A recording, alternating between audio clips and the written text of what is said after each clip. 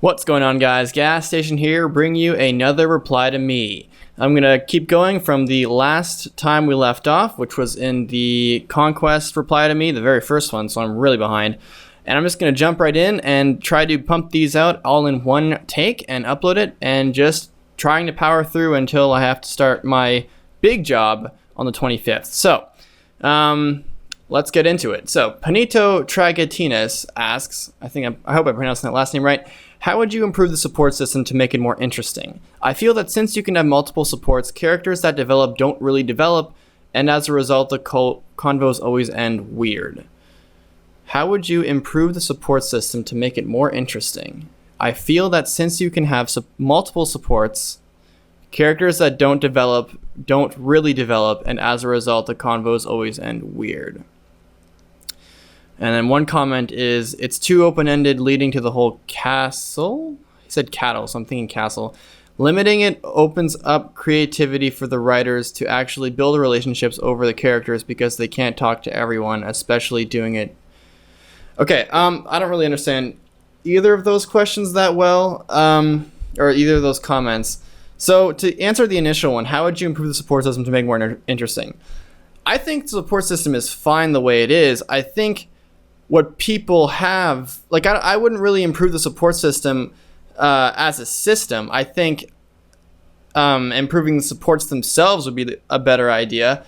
Here's the thing for me about supports, and this is something I've been thinking over for a while now, and I think that people don't really have the right state of mind when they're thinking about supports. You should have multiple supports. And I think the way it's done is fine the way it is. I think it does what it has to do. It sets up from C to S a character arc that by the end should be meaningful and should have some sort of development between the characters in their arc. I think 4 Conversations does that well. I think Fates sometimes messes up their own. Obviously, the supports in Fates aren't the best, but they aren't. Like, they're the ones I've read so far, they're decent. I don't like all of them. My favorite character, Benny, I like only slightly over half of his supports, but I feel like the way people approach the support system is not the way I think they were intended it. It's not that they don't really develop, it's just that there should be some sort of perspective you should be bringing in mind to supports. A lot of people I know shaft on supports because they only take what the support is as a system as face value. It's not like some people think supports are just 4 conversations that end in a kid, and that's it. I think the support system is fine the way it is. I think the way I would prefer it as a system would be in how they did Path of Radiance, where the supports were only stuck in the base conversations. As much as I like Game Boy Advance supports, I don't like the idea of having supports in the battlefield. I just don't like it that much because it's kind of silly. And in the 3DS games, I don't really like supports being in the prep screen for the sake of story over gameplay. I know when you have supports in the prep screen, then it sort of saves you a button press. My friend was bringing this up. It saves you a button press to go back into the base, so it saves like a couple button presses at a time. I think Path of Radiance did it best when they had support conversations in the base where they should be. Now, what I feel like people don't really sort of bring into mind about supports is that supports are way easier to understand and accept if you treat them not as 4 conversations, not as 4 standalone conversations, but as conversations that kind of act as highlights over a given amount of time. It isn't the support conversations don't go from C to B to A to S. It goes from C, undefined time skip, to B, undefined time skip, to A, undefined time skip, to S. And some supports, you have to sort of think about the implied time skip here. For example, I can think of 3 right now. My friend and I we're talking about this. This isn't quite a support, but I feel like it's a good example that I should use. Deirdre and Sigurd. they fall in love with each other in the same chapter with pretty much 6 turns in between the first time Sigurd meets Deirdre and the actual time they profess their love to each other. Now, a lot of people might think, hey, this is weird. They just met each other. This is in the span of within 7 to 6 turns, right? But the thing is with that relationship is that it isn't 5 turns as turns. It's like there's an implied huge time skip between then. I like to think that 1 turn in this chapter is pretty much like a day or something. Like they're traveling through Verdane and they're taking down Verdane and Sandema and stuff like that. But towards that time span between Sigurd and Deirdre actually meet each other, there's probably like a week or 5 days or like maybe even more of them in war, but Sigurd and Deirdre can't stop thinking each other for about a week straight. That's the time skip I'm talking about. It's like, it's not directly, it doesn't say I couldn't think about you for these many days, but it's implied that a battle in FE4 isn't an hour long, or it isn't the actual chapter long. It takes place over a long period of time. In the same way, I think a lot of supports should be thought about as well.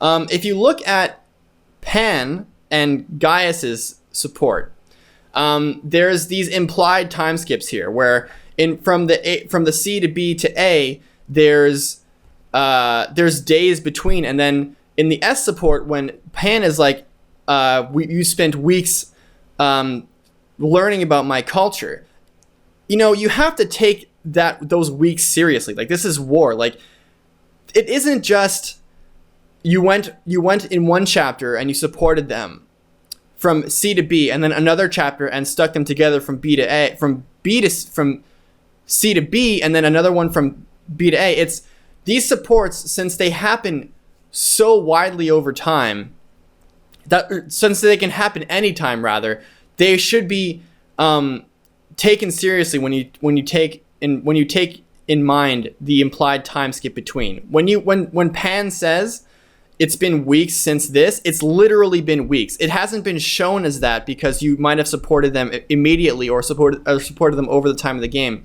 But there's a definite time skip that goes on within each support that you have to, if you understand that there's a time skip going on, then it's way easier, at least in my opinion, to accept the fact that a relationship can build over just 4 conversations. And lastly, there's other time skips that are way more minor than that are complete contrast from this implied time skip that I'm talking about. Sakura and Takumi discuss about preparing a feast that should be understood as a support going on very quickly.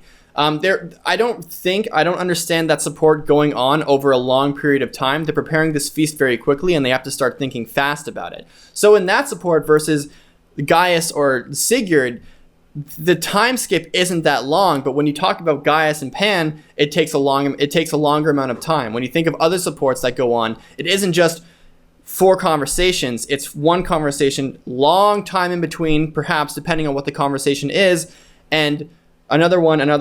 You have to, like, that's my perspective on how supports should be understood. When you think of supports as 4 conversations that happen one after the other, that's just, in my opinion, not the right way you should be thinking about it. There should be, every time you read a support, you should be trying to figure out the time between them, whether it's directly indicated, whereas when Pan says weeks in between, or it's been weeks since, or if it's undefined, then you have to, for me, I have to imagine that this, one support might happen when character B first enters the army. B might happen 7 chapters later. It's not 1, 2, 3, 4. It's 1, blah, blah, blah, blah, 2, yada, yada, yada. And those supports are sort of like highlights of their relationship going on. It isn't just 4 random conversations, one after the other. Sometimes it is, and sometimes it's not written that great. Of course, there are supports that, even if you keep these time skips in mind, it's not the best support ever. And there are a lot of conversations, in Fates especially, that I would come to after the S support, I would think, would they really talk to each other? Or would they actually ever get married to each other? That's the sort of perspective I have when it comes to supports that's been a sort of recent revelation of mine. I know some people have already thought like this, but if you think that support conversations are just 4 conversations that can just happen one after the other, that don't really build relationships, then I suggest that you try to approach these support conversations in a different way, where these relationships aren't being built over 4 conversations. They're being built over 4 conversations over an undefined or defined amount of time that you have to interpret on your own. And when you think like that, at least for me, support conversations get a lot more interesting, and they're a lot more believable. So I hope... but in terms of technical, I feel like Path of Radiance did it the best. From a technical standpoint. And from a conversation standpoint, I stand by Sacred Stones. Maybe it's nostalgia, I don't know, but Sacred Stones has awesome supports. The Only One 609, reply to me. Do you have now that you have a 3DS, will you ever play Awakening? Fuck, maybe, I don't know. I mean, I don't want to, maybe, I can't say. Probably not for a fucking long time, though. Also, how do you feel about the 3 retainers that are from Awakening universe that appear in Conquest as retainers? I don't know. I don't really care. At this point, I don't really give a shit. And I heard they were there for some on-coast reason or something like that, and apparently they were really stupid for being there. Like, story-wise, they were shoehorned in. Not shoehorned in, they were voted in, I guess. But apparently it's a really silly reason, and people didn't like it, so I couldn't answer that question. Skankamunka. Do you think the avatar system would work better if they were more like Mark from FE7? Yeah. Yeah, I mean, I think if they aren't the focus of a story, then I would prefer it like that, yeah. I think a lot of people would like it like that. King Vegetarian, do you ever plan on playing Tokyo Mirage Sessions? I have it, and honestly, the Fire Emblem aspect is a complete afterthought, so it's pretty disappointing so far for me. I don't intend to play that. Not ever. I don't have a 3DS either, or sorry, Wii U, so I can't really play it. Gam Tails Prowess. In response to the Avatar thing, it does kind of ruin the story. I somewhat feel as though FE7 was the only game that did avatars right. Even though Mark, the tactician, wasn't much of an avatar, Mark works better because he wasn't the focus as opposed to Corrin. Also, if you could bring back one feature from any pre-3DS game to a 3DS game, what would it be? The more I think about it, the more I get asked how the avatar should work. Personally, I just don't think it should exist at all. I know it makes money, and I know people do it for that reason because it really makes in and it appeals to a lot of people. But I just don't like it. I don't want a my unit. Like, I don't want to be part of the story. I want to see the story on my own. Like, I don't like you can make decisions for the main characters, but I don't care about my unit. I just wish it would just be gone. I don't think it, like, some of them ruin the story because the focus is on them more than the other characters. And it does kind of contradict itself. Like, why would you have a my unit if you aren't the focus? I just don't want one. Like, I don't think my units are necessary. I think Fire Emblem is fine without it, story-wise, but financially, it's going to make them money, which sucks. So if you're going to have them trying to make money, then I suggest making them, a character that has his own supports but doesn't affect the main campaign, and it's just you. Maybe you have a stronger relationship with the main lord like they did with Chris. But with Chris, I can't really tell you because I haven't played FE12, and I haven't compared it to FE1 or 3. Or FE3 if they actually kind of if they kind of take away spotlight from other characters for the Chris. I don't know. But that's how I would do it. If you want to have an avatar, you can support with everyone, but they treat you like a soldier as opposed to anyone else. That's how I would do it if I had to do it. If I had the big choice, I would just axe it entirely. I don't find the my unit system that appealing whatsoever. I find private quarters totally unappealing. I find everything about my units just I would rather it not be in the game, to be honest. It's a distraction. For me, it's a distraction. If you could bring back one 3DS game, one feature from a 3DS game to a 3DS game, what would it be? Shove, because I have a love for Shove. I don't know why I like it so much. It's just fun to use. Nabil Hussein, reply to me. Do you wish Intelligent Systems would make remakes or remasters of previous games so more people would play the older games, like Gaiden, etc.? If so, which games would you like to see? Also, for FE15, do you think there would be a legitimate way to keep both experienced players looking for complex and well-thought-out maps, and newer players looking for simpler gameplay and more anime-type stuff to be happy? By the way, Kaze Rinkacy support is pretty good. Do you wish Intelligences would make remakes and remasters of previous games? Yep. If so, which games would you like to see? I was thinking this over, and as much as I'd love to see Gaiden be remade because it has such potential, I would like to see Tellius get remade because, for the sake of, Ike being very popular, but at the same time, he's so hard to access because it is very hard to find a copy of a Tellius game for cheap or just at all. And if you can't find a copy, unlike the other game that you can download and patch and stuff and patch a translation on, you can't really do that for Path of Radiance because Dolphin emulators are hard to get, hard to run properly without good specs if you know what you're doing, and a strong computer. So, and I feel like Ike is a really popular character to the point that people who haven't played Ike would want to play Ike, or who are most interested in playing Ike. If I asked a random Fire Emblem fan, do you like Alm more than Ike? They would be like, who's Alm? Like, I wouldn't say they would, but for them, I would assume that if you find a random Fire Emblem fan on the street and you ask them, hey, would you rather see Alm or would you rather see Ike? I'm saying they're definitely going to say it. They're more than likely going to say Ike, I think. So if they remade Tellius and they brought in everything that a console couldn't do over a handheld, I just think Tellius, both games, as a remake in the 3DS or the next handheld game Nintendo creates or console Nintendo creates, a Tellius saga would be fucking epic because the story has a lot of politics. It has everything you want in a story.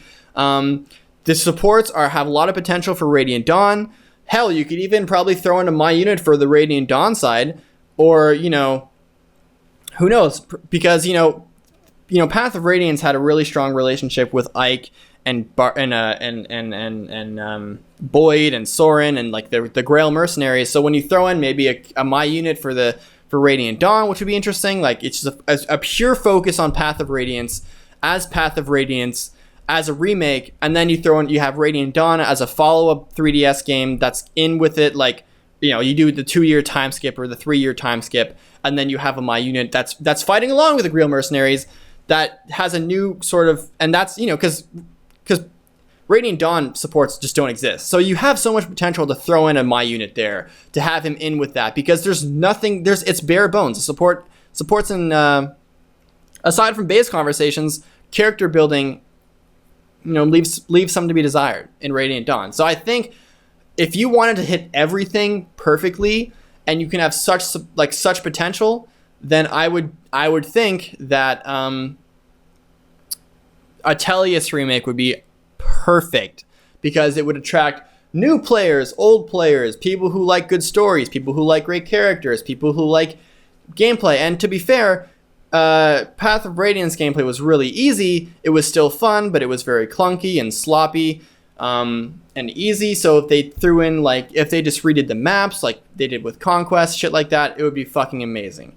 Do you think FE15 would be a good, legitimate way to keep? Yeah, I mean, if you have really great gameplay and then you know what, FE15 should just be a Tellius remake, because I think they couldn't. I think with the right people working on that, I think they would do very strong justice to Path of Radiance. They have a great base to work with. They already have a story that they could improve on, because the Radiant Dawn story could be improved on, obviously. I think if they're FE15, if you wanted to keep complex and well thought out maps, you got it. And if you wanted more anime type stuff, actually no, I shouldn't say that. Maybe FE15 shouldn't have anime type stuff. As a remake, Tellius, but for FE15, honestly, I think if you have really great gameplay and you have a really great story, I don't really care what anime stuff you throw in. Obviously, I would like to get rid of the private quarters and shit like that in favor of a more developed story or a more cared about story. But if you want to have all this private quarters shit and you have a really solid story and really developed supports to back it up, then you're doing fine in my book. If you want to be happy, see, the things with me, Anime, I don't really find as bad on its own, but I think when it's treated like it was treated, how Fates was treated, I wouldn't really blame anime for that. I would blame they just didn't care for that. I mean, there's definitely anime tropes and stuff that are to blame in some of the character cliches, but you can keep, for me, as long as the supports are interesting, as long as the characters feel real and relatable and not super out of, like, way off bar and annoying. I mean, that's all personal preference, but yeah, just, you can be as anime as you want, man. Just give me a good story and a good scenes and shit like that, and I'll be fine. And yeah, then I can just be slightly bothered by the private quarters thing, but at least my palate got satisfied.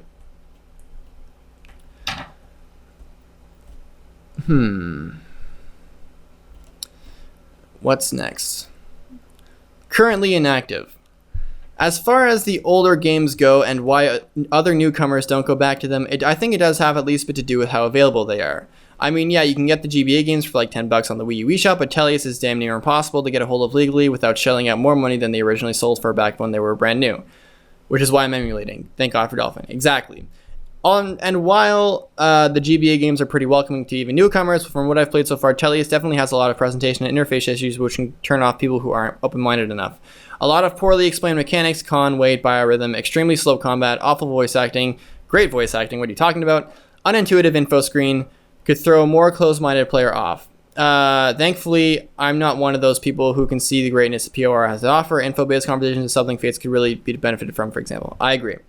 Was the interface that bad for Path of Radiance? I didn't really mind it. I didn't really find it was that hard. Oh, and I do somewhat agree with on the My Room thing. I think it was just your wording last time that threw me off. Yeah, I mean, you're right. Like, just like as I said before, Tellius is really hard to find, and Tellius has a lot of potential to be remade, I think. Probably the most out of all of them. JJJ Lot123, reply to me if you wish. I've seen a lot of people over time of Fates' release, even as far back as the Japanese launch, complain about the world building and setting of Fates. The world building is, at least to me, the worst it's ever been in Fire Emblem. I don't know how we could go through such great detail of worlds like Tellius or Jugdrawl to the barely even surface level detail of Fatesland. Nor and Hoshido are both shallow nations for the most part, and the continent they're on doesn't even have a name, which I think is dumb. I'd eat up a new Magville or other continent game in a heartbeat, but Fatesland is so shallow and uninteresting that it's the first Fire Emblem continent I just don't care about it at all. I agree with you, brother. It's very, they didn't care. They just didn't care. They just didn't care. They didn't care about the world building. They just didn't give a shit. I think they have potential to do it. I just don't think they cared enough. Like, they have story writers who just don't care. They'll outsource to some random manga guy, and they won't give a fuck. Like, they'll just take something to use and just draw shit on that. Like, the story for them is a blank canvas, and they just didn't give a fuck, and they were like, we're gonna make money anyway, so who cares about a story? Also, I have seen people who complain about the seemingly intense bias towards the Hoshidans in the setting. For a game that was marketed as a story where neither side is full of heroes or full of villains, having one side Nora be controlled by a complete maniac, and every non-playable Norian be blatantly evil, and have 1,000,001 problems they need fixing, and the other side, Hoshido, be impossibly good and kind and perfect nearly every way, while having any flaws swept under the rug is pretty ridiculous, and to some people borders on false advertising. It does. I felt like the advertising in Fates was false advertising for sure. They advertised, Nor being the path you change from the inside, where you don't, because you wait till the very end. You don't work. I mean, you just follow along with the I mean, there's working from behind the scenes to save people, but that's just not something I was expecting. I was expecting Corrin to be able to substantially change the perspective of these characters in the Nor, but they were already doing what they were supposed to be doing, and you didn't really change anything from the inside because you just followed along what Garen did for the entire game. That's not really changing. That's just evading what he really wants to happen. And Garen's success still happens. He still conquers Hoshido no matter what you see. He still has conquered Hoshido. Nor still won. So it's like, I didn't really change anything in the end. Nothing substantial and nothing significant, I think. Like, would Like, would things be really any different if they weren't, if Elise and Camilla and Xander and Leo were doing behind the scenes stuff? Like, would their end result really be any different? Like, if Leo killed Rinka and Kaze, then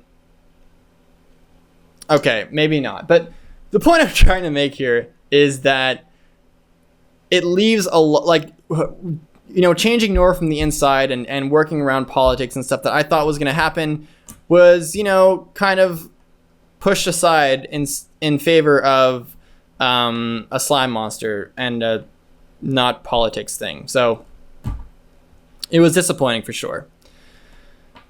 I've even seen some people go as far as to call the game Japanese propaganda. That's hilarious. And other things of that nature, since Nora resembles medieval Europe and Hoshido resembles feudal Japan. I mean, yeah, if you're white and you have European blood, you should be ashamed of yourself. You're a terrible person to humanity. You should be ashamed for being white. And you're evil, no matter what you do. You were born this way, and you were born evil because you were white. And Hoshido are the feudal Japanese, and since they aren't white, they are fantastic. That is what we have to deal with as white people, sadly. I'm just fucking around. There is definitely, the invaders that are the white settler guys, are clearly the bad guys. For the entire game, pretty much. I've heard this supposed bias was Hoshido are supposed to be the good guys, but even ignoring that defeats the notion of the initial both sides have justice premise. I don't remember nations like Lycia in FE6 or 7 or Crimea being as impossibly pure as Hoshido. They both had their own things to sort out during the stories they're in. You're probably right. I don't really remember the sort of shadowy shit going on in the good places in the other games, but there's no shadowy shit that goes on in Hoshido, except for Ryoma just being really bad and fucking Saizo losing Ryoma, which could be the bad thing about Hoshido, but I don't know what else. It's slipped my mind at this point if there's any, but Hoshido is like definitely the super good team, and Nora is definitely the super bad team. Anyways, what are your thoughts on the world building of Fates? Do you agree that it's as bad as people say? Yes, there is no world build. There's no world to build in Fates. It's a giant Google Map image of a big gray shitty place called Nor, and then a bottomless canyon, and then a really lush green place in Hoshido, and everything else is just these random spots that are neutral, I guess. That I couldn't even, if you ask me, hey, where's the Wind Tribe on a map? I couldn't tell you. I don't even know where anything is on this map. I don't even know where Castle Shirasagi is, man, or Castle Krakenberg. They all look the same. There's no landmarks or anything. There's just dots on a map that tells you where everything is. It's like, what? Okay. What do you think about the notion of the plot and setting being biased towards Hoshido? I can see why there's a bias towards Hoshido, but at the same time, like, that didn't really bother me, to be honest. Like, you can have a good guy country in Hoshido, and you can have a bad guy country in Nor. I'd just rather, I'll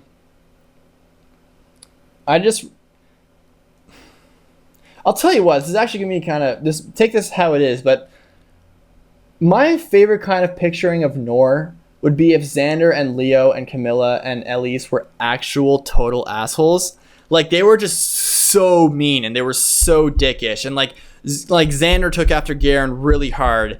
And Corrin was sort of like, Corrin adopted that mentality. But then when they meet Hoshido, Corrin sort of learns off Hoshido maybe. And then Xander is just like, Xander, I don't know. I guess when like as much as it would contribute to the more Nor's evil thing, I just like to see what happens if there was a universe where Nor was like completely like Verdain, and the Norian siblings were all like barbaric, like they wore shitty clothes because they're all warlords and shit, and like, I don't know.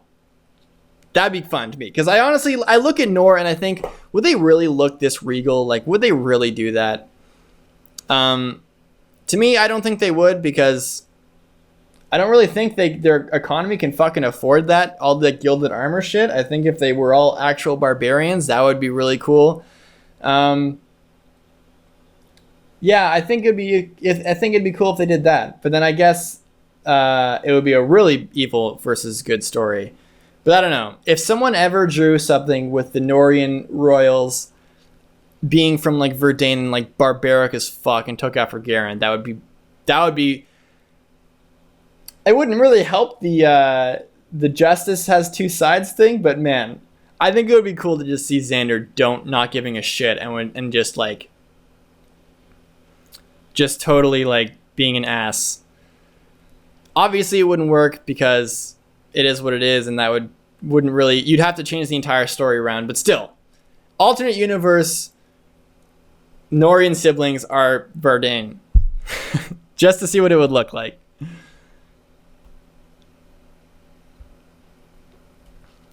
Also, what would you have done to improve these aspects of the game? I think a really good startup would be rolling back towards like old world maps where you could actually see things, because that would contribute to the world building if I could see what's actually happening in the world and what stuff actually looks like in the world. Right now, I can't really pinpoint anything on a map, which sucks. I think if you're going to talk about a Nestrian king, he should be there, or a Nestrian kingdom, people from Nestra should be there. If there was a focus on other places with actual, like even the Wind Tribe, at least Fuga was a guy in the Wind Tribe. Basically, if there was just more development and more inclusion in other countries, and that would mean there would be politics. There's none of it. So if you just had even more politics, then you'd be on the right path. It's that's pretty much all what I would do. Like, get a world map that is easy to follow, that has artistic effort put into it, and put politics in your game, and you're building a world already.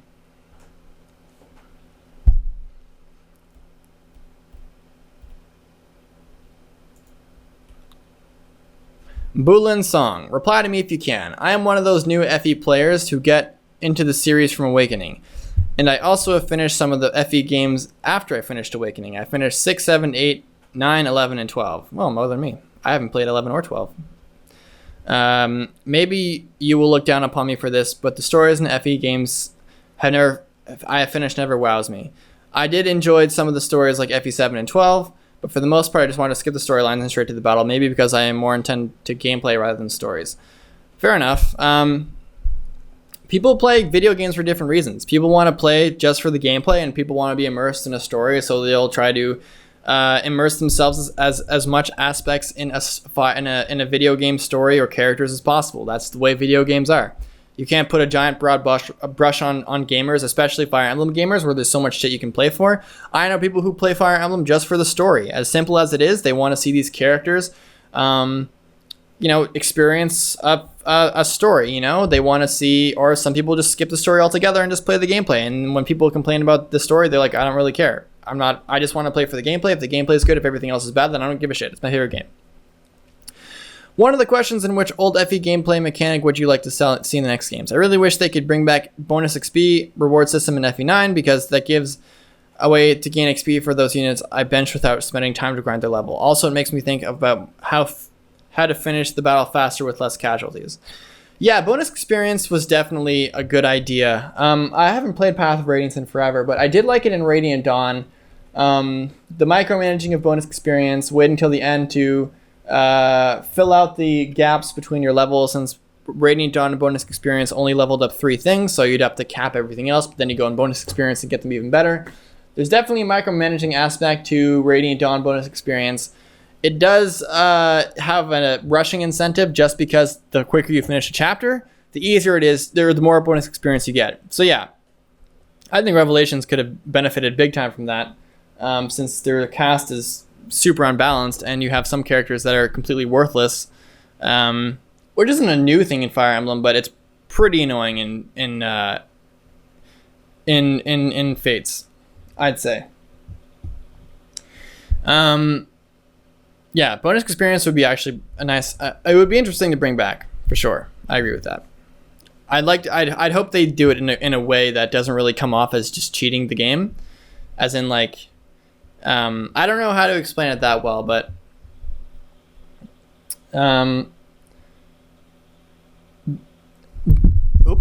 being able to manage bonus experience was fun. In my opinion, I don't know if I'd rather see it brought back, but yeah, I can see why people would like to have it brought back. Another question is, which FE game do you think would repent the style of Fire Emblem? Repent the style of Fire Emblem. Mine's are FE11 and 12 so far. Granted, I haven't played 4 or 5 yet. For some reason, only these 2 Nintendo DS games give me the feeling of those old school Japanese fantasy war dramas. Our 2 bright Game Boy games are too bright in my opinion, and they do have the politic shady plot, but it never appeals to me too much. To bring the style of Fire Emblem. I don't know. I guess the style of Fire Emblem, if there is one, which there definitely is you have politics in a game, and once you have politics, you're way on your way. Like, you have politics, you have really great supports, you have really memorable characters, you have a solid cast, you have gameplay that's, really good. In terms of style of Fire Emblem, excluding gameplay, if you have a really strong, if you have a fairly basic story, with really interesting characters, great supports that make them memorable, and you have politics, and if FE11 and 12 have done that, then there you go. I haven't played those games, so I'm not sure. I feel like Sacred Stones is one of my favorite stories because of that reason, because the story was very generic. It was a story about collecting 5 MacGuffins before the bad guys destroy the MacGuffins, and then you have to prevent the world from ending. Very simple, but the characters make it memorable for me. Orson and Walter, like these, even fucking Carlisle to a degree. Characters like Joshua, characters like Innes. These characters make the story memorable because of how they interact and behave. I'm never gonna talk about Sacred Stones' story and not mention darling, because I don't know about it, but that's just really fucked up. Like, it's a guy who is mind controlled to do the bidding of the bad guys, so he could make love to a dead, reanimated corpse of his wife, and it's so creepy how they just implied what was going on without saying it. They just saw darling, and if you really look at that conversation, you realize what's actually going on. And with Walter, like, there's definitely like, he wants to make Erica his sex slave. It's kind of fucked up like that. So if you have memorable characters like that in a fairly bland story, then that's Fire Emblem enough for me. I'll leave it at that.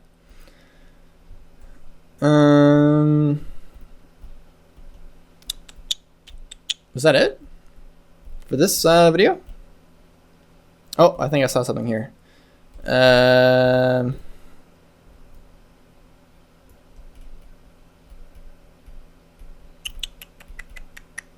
Oh, here we go. Manager 98, this is the last one. How do you feel about capturing as a mechanic? In FE5, you can capture enemies and take their shit, and sometimes recruit certain people by doing so. In Fates, you can recruit generic guys and even some bosses. Although said bosses don't have much special about them, other than good growth and a portrait. Which do you prefer? Would you make any changes?